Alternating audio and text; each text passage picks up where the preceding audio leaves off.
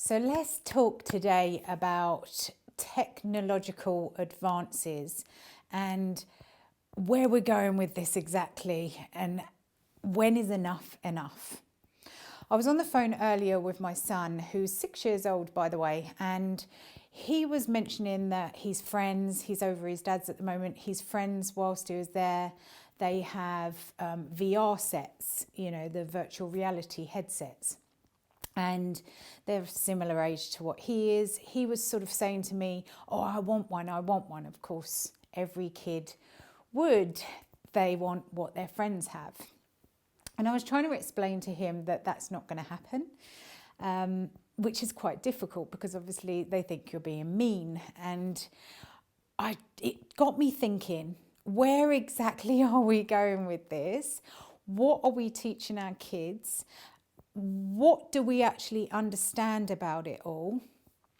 And what do we understand about ourselves before we actually step into these huge technological advances in our world? Now, if we look at convenience, then many of us opt for convenience. And I guess in a way you could say, just like Elon Musk said in one of his interviews, that we are kind of already a bit part robot because we walk around with our phones all the time. But we're still in control of our body, our mind, our heart, all of these things that we've been given, and yet we don't actually really understand it that much. We don't already know everything that our body is capable of. What we do know is that with children, they're easily programmable. They are in a different brainwave through certain years of their life. And their brain isn't actually fully developed until they're in their early 20s.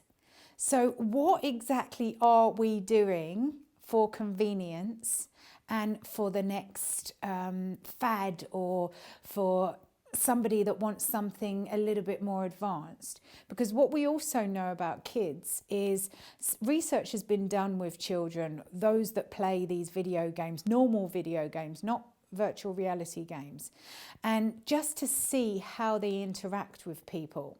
And I remember watching years ago, there was a researcher that was sitting at a table, they were chatting with the child in front of them, and they had a pen pot on their desk and they knocked the pen pot over.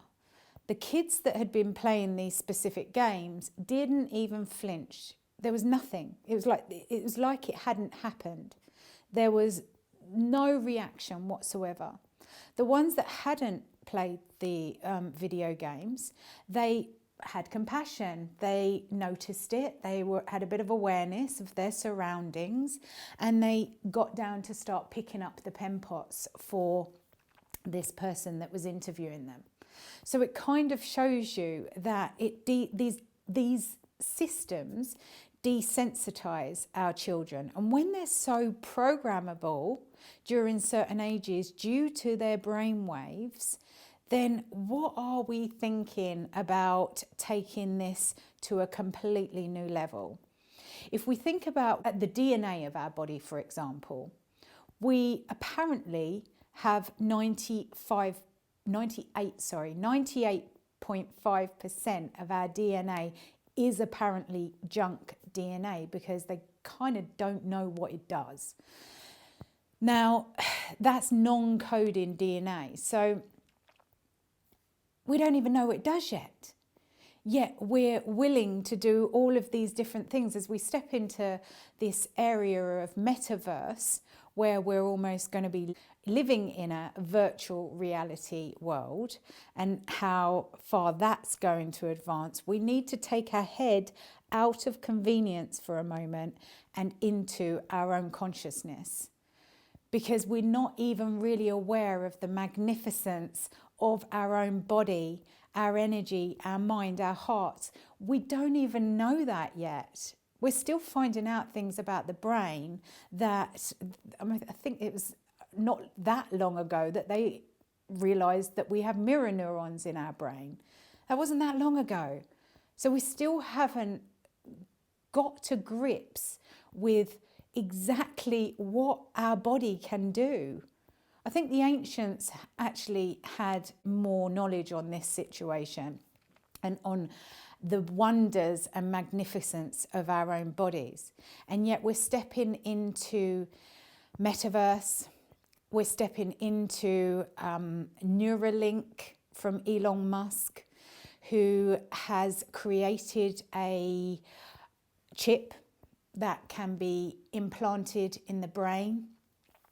I watched an interview on this not so long ago, and I'm all for technological advances when it's helping people, but we kind of need to work out how far we're going to go with this. Because in his interview, he was being asked, how far is this going to go? What capabilities is this going to have? And he actually turned around and said, we believe that we can download your whole memory and implant that memory in something else. It's pretty scary when you think about it. And we're openly, willingly bringing our kids into this situation where it's going to be their norm. Children take all of the information from their surroundings to create their reality of the world. So if we're already making this part normal for them, then when these advances want to go a little bit further and a little bit further and a little bit further, then it's just going to be, yeah, why not? I mean, I've read posts or comments of posts where younger people are saying, yeah, I want to be able to, pay for things with my wrist. I don't have to bring around my credit card, or I don't have to carry my phone around. I just have a chip in my wrist. Yeah, I can pay for it like that. Okay, that's convenience. But let's look a little bit more deeper into the implications of this and consider those implications. Because when we're looking at putting devices into our body that we're not necessarily in control of, then who is in control of that device? How far are we going to go to the steps into being less human and more robot? If somebody said to you, okay, you have a chance to be like in the Matrix, because this is going to be possible with these brain chips. If you were asked, okay, you can be superhuman almost, but you're not, you're super robot. So you can have this brain chip implanted in your brain, and you can be like in the Matrix where you're downloading a program into your brain. You want to, say for example, learn to speak Italian. You just download the program and it's boom, you know how to do it. That's convenience, that's all great. But who's in charge of the program? I think that people are so blinded by the convenience that we're not actually looking into our own consciousness and how this is going to affect our consciousness, how this is going to affect how human we actually are, and the fact that we don't even know what our capabilities are, because we don't even know what the majority of our DNA does. We don't know how to tap into it yet. Some probably do, but at the moment, standard people haven't got that level of information.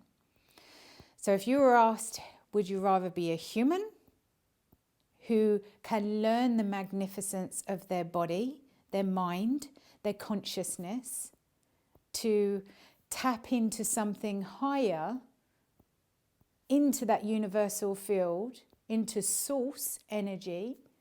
Or would you rather be more robot, where you're plugged into a grid that you're not in control of that grid? Somebody else could be into your chips or grid, whatever you're plugged into. I think we need to start asking ourselves these questions, because it's kind of concerning. And just hearing my son today, I want a VR machine, and can I get it at this age? And, you know, we need to be responsible for our choices, in particular in these moments, because we're literally on the precipice of going one way or another. And it's all within our control, based on our choices.